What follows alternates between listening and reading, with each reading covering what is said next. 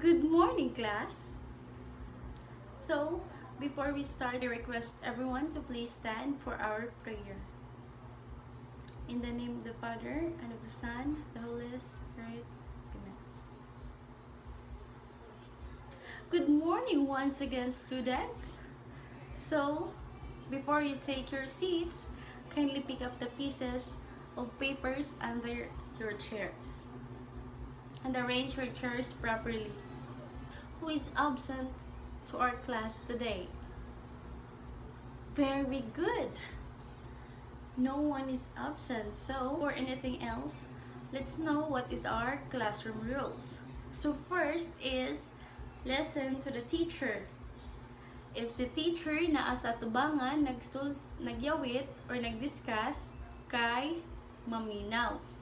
And second is raise your right hand if you want to answer or if you ask a question. So what are you going to do? Alright, very good. You should raise your right hand. And the third one is respect each other. So we need to respect each other, class.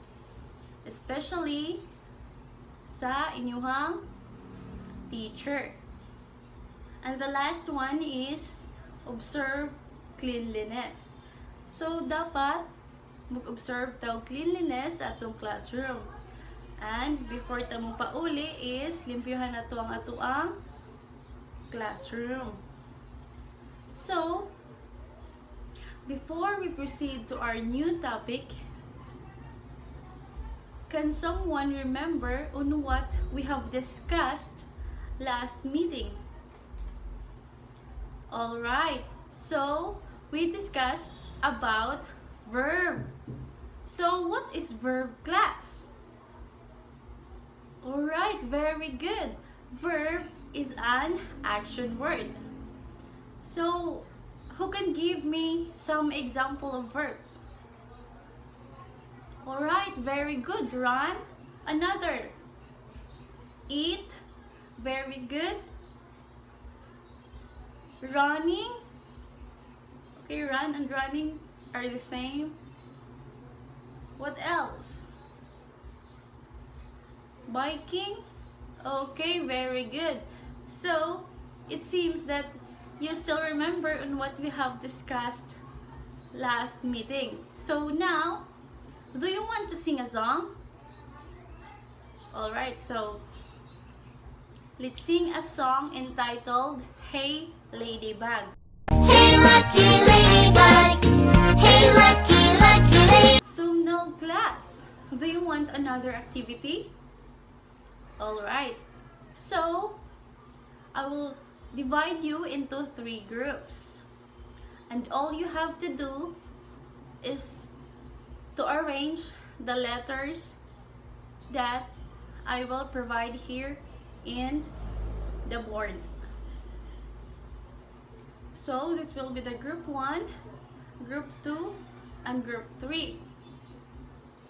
So go to your group, class, and proceed to your activity now.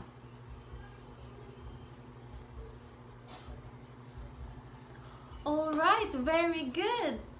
So, it seems that you really cooperate with your groups, kay dali ra kayo manahuman sa inyong activity. So, I have a question, class. So, based on our activity, giunsa man ninyo pagbuhat. Alright, gi-arrange ninyo ang letters. Unsa man ka nga mga letters, unsa man ka nga mga words ang na-arrange ato. Very good. So group 2, unsa man nga letter words ang inyong na-arranged. Very good. So group 3. Okay. So now, what do you think is our topic for today, class? Alright, it's about ladybug. So, our topic for today is all about the grouchy ladybug. So, basahon sa ni teacher ang story about kang grouchy ladybug, ha? So, once upon a time, there was a very grouchy ladybug who woke up early one morning, feeling irritable and spoiling for a fight. She spotted a friendly ladybug on a leaf covered with aphids and demanded, "So, unsa dining aphids, class?" Ang aphids kay mo ni siya ang small nga bugs or small nga ladybugs. So, ni anak ko no si grouchy ladybug, "Want to fight?" Then the friendly ladybug calmly replied, "If you insist." Then surprised by the challenge, na-surprise si grouchy ladybug. Then quickly dismissed the idea saying, "You're not big enough for me to fight." So ni ana si grouchy ladybug nga, "Dili man kay kadako para ako ang kuanan suklan," and flew off in search of a larger opponent. So nangita siya og kanang dako nga iyahang makontra si grouchy ladybug. Then, as the day progressed, the grouchy ladybug encountered various animals, each time asking, "Want to fight?" Kada na siya makit-an nga animals, class, kay magsige siya pangutana, "Want to fight?" Gusto gid siya makig-fight. Then, she met a yellow jacket, a stag beetle, a praying mantis, a sparrow, a lobster, a skunk, a boa constrictor, a hyena, a gorilla, a rhinoceros, and an elephant. So daghan kaayog nakit-an si grouchy ladybug. So unsa ning yellow jacket, class? So ang kaning yellow jacket kay kato ni siyang kasi nakailag aninipot. Oh, kana mao na siya yellow jacket. Nya kaning si stag beetle, isay familiar ani niya. So si stag beetle kay mao ni ang bakukang. Kasi nakita ang bakukang, class. Oh, nakita mo bakukang. So ang kanipong praying mantis kay mao ni siya ang green nga insects. Katong naidat-dat sa iyang buko-buko, then ang iyang kaunon rapod is kana ra sang mga insects. Nya ang kaning boa constrictor, class, kay mao ni siya ang large nga snake. Ang gamit niya sa pagpatay sa mga animals or sa lain nga animals kay iyaharang ikuan, ibalikos ang iyahang lawas. Iyahang piiton ang katong mga animals gamit ang iyahang katong tails. So at 5 p.m., she came upon a whale. When she asked, "Want to fight?" the whale did not respond. Undeterred, the ladybug tried to provoke the whale by slapping its tail. So iyahaging palaguton ang whale. Iyahang gislap or iyahang gihapak ang tail sa whale. Then, but the whale simply flicked her away with a gentle swish. So wala ra nung baling ang whale, class. So ang gibuhat sa whale kay ning lakaw. So the grouchy ladybug was sent flying back to the leaf where she had started her day. So nipaulit na lang siya dito sa iyahang stayhan adto sa leaf.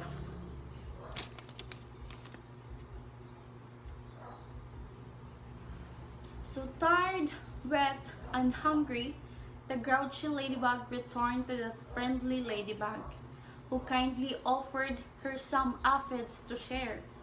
So ang katong friendly nga ladybug, class, kay nag-share sa iyaha og katong aphids. Unsa ganitong aphids?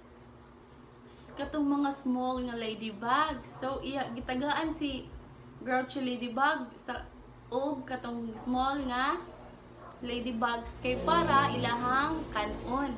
So this time, the grouchy ladybug accepted graciously, realizing that kindness and sharing were far more rewarding than picking fights. So naka-realize na dayon si Groucho Ladybug nga mas nindot man gid mahimot ang buutan. Then dili na tamang og fight. Dili na mangitag fight, kundi magpakabuutan na lang. So from that day on, the once grouchy ladybug learned the value of good manners and the joy of sharing with others. So nakaanggon na gid si grouchy ladybug nga dapat ikuan gid ang atoang good manners. Nya dapat dili pud ta magsigi og minaldito, dili manguan og fight, dili mahagad og fight. So maoro to ang story about kang Groucho Ladybug class.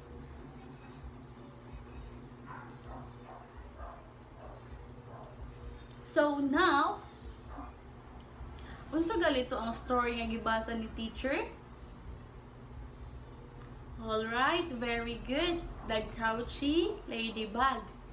Unsa ganito si kanang kuan? Unsa gani na si Grouchy Ladybug class? So, si Grouchy Ladybug kay katuning moody.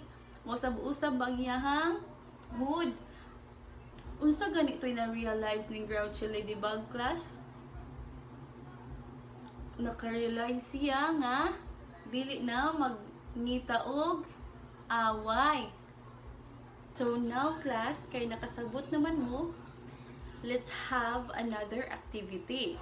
So, I will divide you into 3 groups. Ay, same group na lang, kay 3 groups na mo ganina. So, I have here a 3 envelope. Each envelope has a topic that you are going to discuss with your group mates and create a graphic organizer of the story. So, write the title. Under the title are the elements of a short story, ang settings, ang characters, plot, ang beginning, middle, and ending. So, nakasabot ra ba class? Kung sa ibuhaton? Okay, very good. So, please help each other and I will give you 10 minutes to finish your activity. Okay.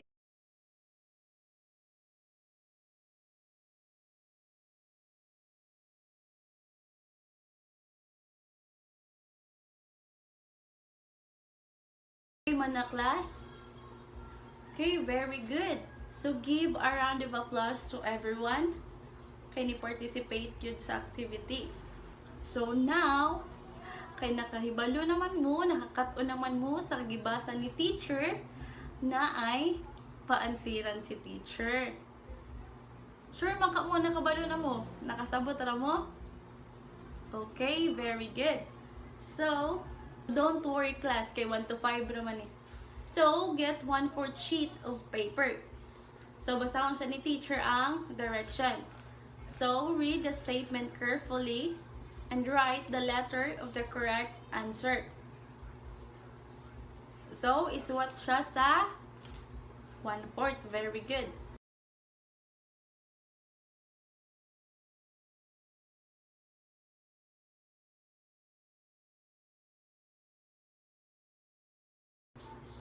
So, are you done, class? Okay, very good. So, pass it in front. So, before we end our class, na ay ihatag si teacher nga assignment. Dili kwarta ang ihatag ni teacher ha, kundi assignment kay para mas naamoy makatunan bisan ug naara mo sa inyohang balay. So, basahon sa ni teacher ang directions sa iyong assignment class. So directions: search a short story and perform it here in front of the class. So, ang inyong buhaton class kay mag-search mo og short story. Ang inyong na-search kay inyong basahon. If mabasa ninyo, inigbalik sa ato ang klase kay inyuhan ang i-perform diri sa atubangan. Nakasabot na ba, class? Alright, very good. So, that's all for today. And I hope you really learned something new today. Goodbye, class.